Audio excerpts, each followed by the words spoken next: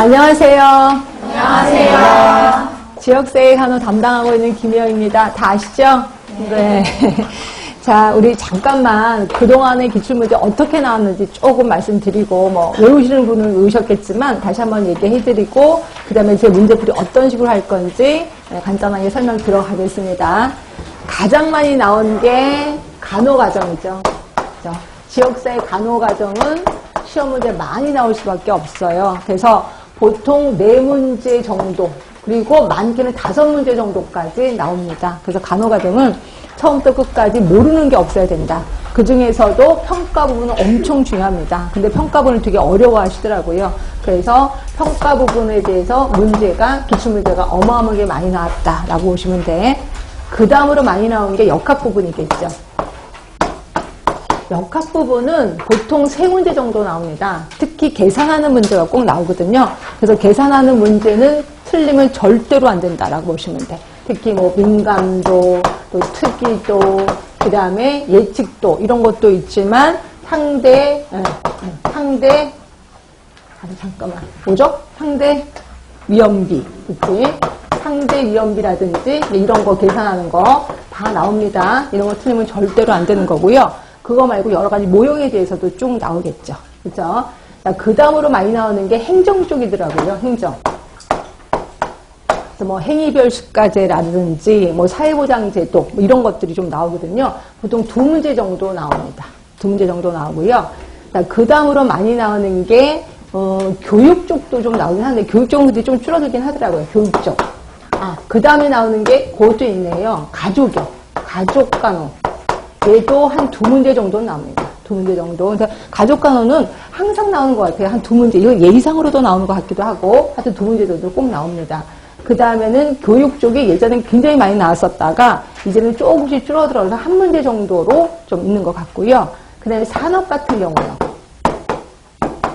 산업간호도 보통 1문제 정도는 꼭 나오더라고요. 이렇게 나오고, 그 다음에 환경이 안 나왔다가 이제 환경 부분이 이제 고개를 들기 시작해서 1문제 정도 계속 나오는 거고요. 전혀 지금까지 안 나오는 것, 지금 한 몇 년간 안 나오는 게 학교 보건이에요. 학교 보건은 계속해서 안 나오고 있습니다.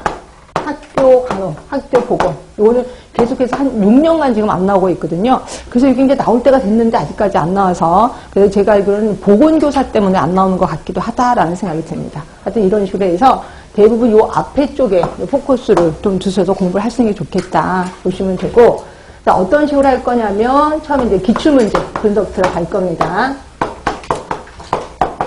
자, 그 다음에 이제 단원별로 들어갈 거고요. 그 다음에 이제 모의고사별로 들어갈 겁니다. 그래서 크게 3단계로 나눠서 들어가는데, 이 중에서 제일 쉬운 문제, 기출문제. 제일 쉽습니다. 그래서 여러분들이 기출문제만 보시면, 해볼만 한데? 라고 하시는 거죠. 근데 이게 제일 쉽다고만 알아두시면 돼. 자, 그리고 단원별인 좀 나무를 보는 겁니다. 나무 하나하나를 제가 보고 디테일하게 볼 겁니다. 그리고 전체적인 숲을 보는 게 모의고사. 그래서 전체적인 숲을 보게 됩니다. 그래서 제가 권해드리고 싶은 거는 서울시를 준비하신다면 이거 끝까지 가셔야 돼. 서울시를 하신다면. 근데 내가 그냥 지방에서 이제 지방으로 끝날 겁니다. 라고 하면 단원별로 해도 괜찮지 않을까라는 생각이 듭니다. 왜냐하면 모의고사는 전체를 보면서 약간 문제도 조금 더 어렵거든요. 그리고 응용 쪽이 좀 들어갑니다. 그래서 모의고사까지는 가야 진정한 우리 지역사회를 알 수 있다라고 보시면 돼요.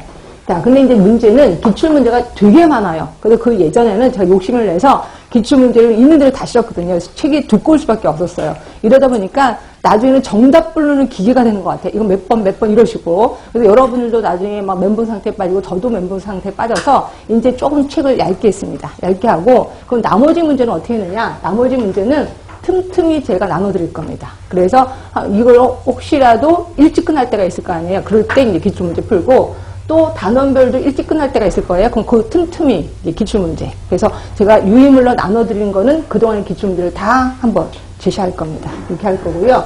그 다음에 기출문제 할 때 제가 유의물도 나눠드릴 건데, 유의물의 내용은, 그러니까 예를 들어서 어떤 단락에 대한 설명을 그대로 하는 게 아니라 그거에 대한 연습입니다. 유의물을 통해서 대부분 연습용이라고 보시면 돼. 그래서 요거를 풀어가면서 기본적인 지식도 다질 거고요. 그래서 기출문제